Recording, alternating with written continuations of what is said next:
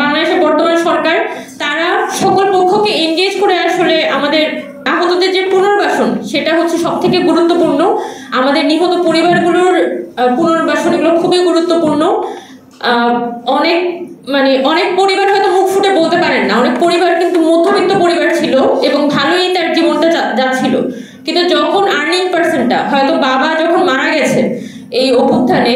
এর পরবর্তী সময় স্টিল নাও তারা হয়তো মানুষের কাছে হাত পাততে হচ্ছে টাকা পয়সার জন্য। এই জিনিসটা যাতে আমরা নিজেদের মধ্যে অনুভব করি,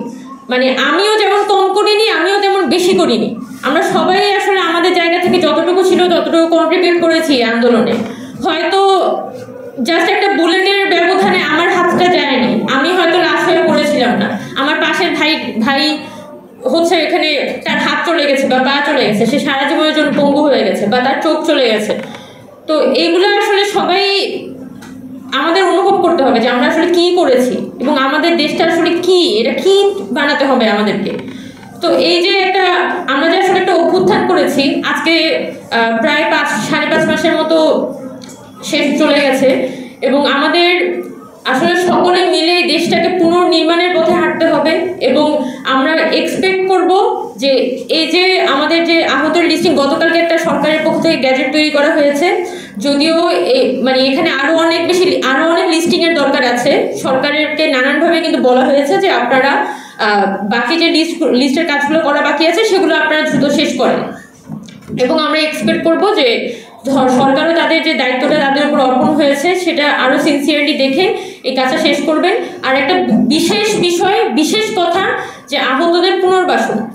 সরকার যদি বা জুলাই ফাউন্ডেশন যদি মনে করে যে এটা শুধুমাত্র তার একার দায়িত্ব বা তাকে হচ্ছে টাকা জোগাড় করে এনে হচ্ছে মানুষকে পুনর্বাসন করতে হবে, বিষয়টা এরকম না, বিষয়টা এরকম হওয়ার দরকার নেই। অনেক মানুষ আছে, অনেক ফাউন্ডেশন আছে, অনেক কি বলা যায় এনজিওস আছে যারা কিন্তু চায় আহতদের পাশে দাঁড়াতে, এই নিহত পরিবারগুলোর পাশে দাঁড়াতে,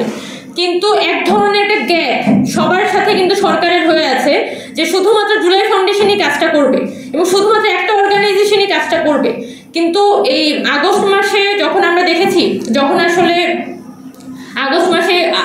গভর্নমেন্ট ফর্ম হওয়ার পরে তখন তো একটা খুবই আনস্টেবল সিচুয়েশন, তখন কিন্তু এরকম ছোট গ্রুপগুলো ছোট কিছু অর্গানাইজেশন ছিল, নিজেরা বন্ধু বান্ধব মিলে একটা অর্গানাইজেশন করে তারা হাসপাতাল থেকে হাসপাতালে ছুটে সিনিয়রদের থেকে টাকা পয়সা নিয়ে কিন্তু তারা হেল্প করেছে মানুষকে, এবং তারা যেটা দেখেছে সেটা কারোর পক্ষে সম্ভব হয়নি।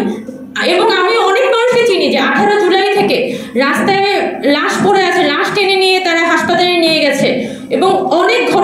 অজানা ঘটনা কিন্তু এই ছোট ভলেন্টিয়ার অর্গানাইজেশনগুলোর কাছে আছে যাদের কোনো অ্যাক্সেস আসলে সরকারের কাছে নাই। তো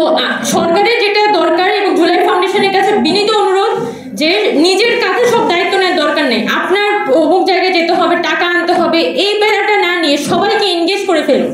যত ভলেন্টিয়ার অর্গানাইজেশন এখানে কাজ করেছে, যারা জেনুইনলি কাজ করতে চায় সবাইকে আপনারা এনগেজ করে ফেলুন। অনেকে পড়ালেখায় ফিরে গেছে কিন্তু তারা চায় যে তারা আহতদের জন্য কিছু একটা করতে, এবং এই চাওয়াটা আসলে কোনো কায়েমি স্বার্থে না, নিজের কোনো পলিটিক্যাল স্বার্থে না, জাস্ট তার মধ্যে একটা গিল্টি ফিলিং আছে যে সেই অভ্যুত্থান পরবর্তী সময়ে এই দেশটার জন্য কিছু করে উঠতে পারছে না। এই গিল্টি ফিলিংসের জায়গা থেকেই কিন্তু অনেকে কাজটা করতে চায়।